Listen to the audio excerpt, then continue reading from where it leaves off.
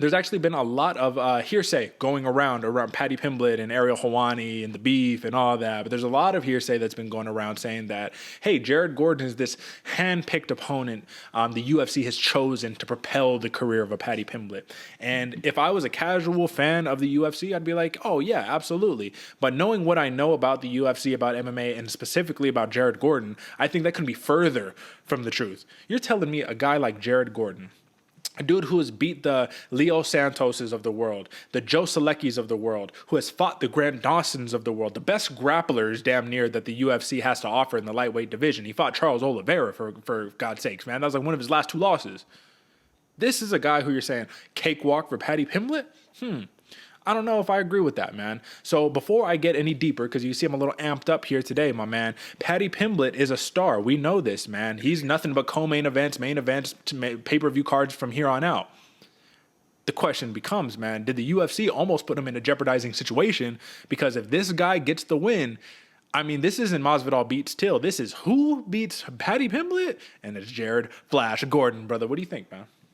I agree with you wholeheartedly, Derek. This has all the comeuppance for a reverse Cinderella. You know, somebody that like the ugly cousin comes in, steals Prince Charming, and sweeps him off his feet and takes them out the carriage, man. Because Jared Gordon is a very, very dangerous opponent for Paddy Pimblett going forward, man. And to say that they handpicked them the UFC handpicked this fight is crazy, because you just don't know how talented Jared Gordon is. This is a very interesting fight to be able to see how, and you made the comparison earlier to Masvidal and oh man, I just blanked. Who was it again, Derek? Masvidal and Darren Till.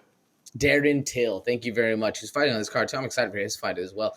But Darren Till, man, if Jared Gordon can pull off what Masvidal did, oh my God, man, he will make a name, and the new cash cow will be sent to the slaughter. It's going to be crazy to see, because Jared Gordon is very powerful, and how quick Paddy is flying in, and all the flashy stuff he has, all the flying knees, flying triangles, all that stuff. Dude, Jared Gordon can actually put it to him, as well as maybe not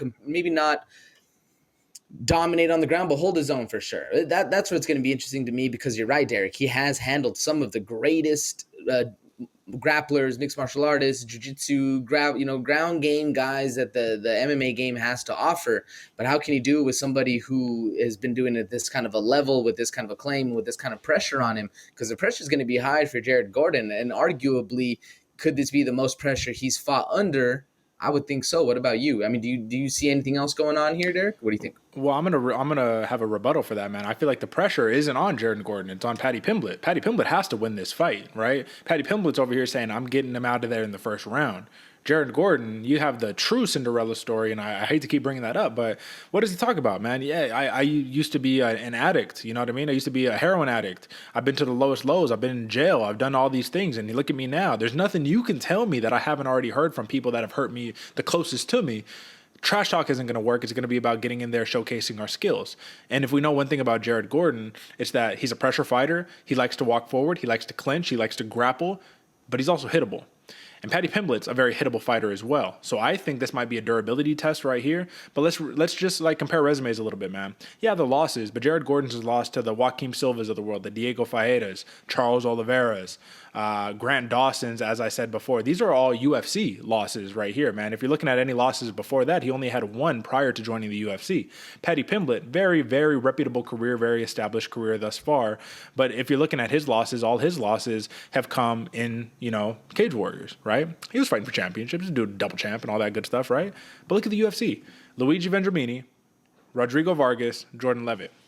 I think it's fair to say, just like talent stacking up in terms of resume, it's just not the same. I'm not saying that it's a bad thing. It's just not the same. Paddy Pimblett's dynamic. He'll throw up crazy shit. He's a fantastic grappler, great judo. But we know he's hittable here, AJ. So will experience kind of overcome in this fight? Will that be the deciding factor of the Jared Gordon, who's also a very hittable guy, just knowing when to kind of duck, dive, dip, dodge at the right times versus a Paddy Pimblett, who, when you get into that clinch and an elbow drops down or a big shot comes up, I mean, who knows? But that's what makes this fun. What do you think?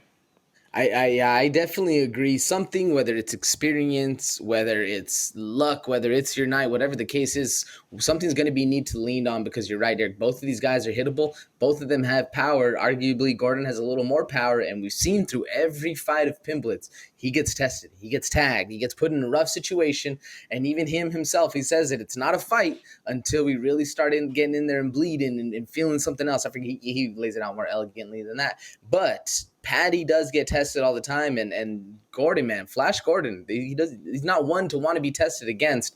This makes for a very interesting mix 'em up for these two, Derek. The thing that I think is the most fantastic, I'm just taking a look. It's almost incredible, bro. Like, Paddy Pimblett is the definition of a finisher. He finishes guys.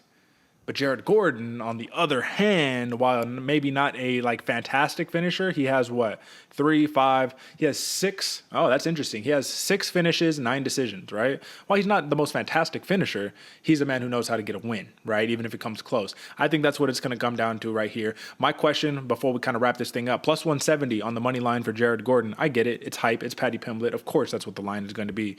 When we're looking at these prop odds, though. Isn't it interesting that the TKO prop for Jared Gordon is plus 800, plus 265 for Paddy, plus 200 for the sub? Even though they're both fantastic grapplers, Jared Gordon can get subbed. I do agree with that. But plus 375, even split on the odds for the decision. That's what's interesting right there, brother. And for me to kind of go ahead and give my pick, I'm rolling with the underdog, baby. Give me Jared Gordon. Give me that plus 375 decision prop. Because honestly, man, I think it would be hard-pressed to see a finish here unless Paddy Pimblett really just puts the backpack on him, gets him on out of there, man. We'll see. He's fought a lot of time-tested grapplers. We will see, but that's my pick. What do you got? I like it, Derek. I'm actually going opposite though, man. I'm rolling with the Scousers this time, bro. I'm going Paddy Pimblett, and I'm taking that backpack. I'm taking that submission.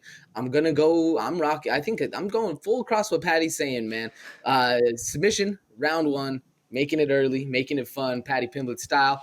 Might even have to dye up the hair, Derek, and straight get a Sheesh. reverse perm. That's right, bro. Come on, man. Liverpool v Scouser. That's right. Pardon the terrible impression right there, folks. But listen, the under on that 2.5 rounds is minus 145, plus 115 for the over. So clearly, I'm taking the risk right here, but I think it's going to be a risky night on Saturday night. That's what I'm feeling in my bones. All right, let's get it, folks.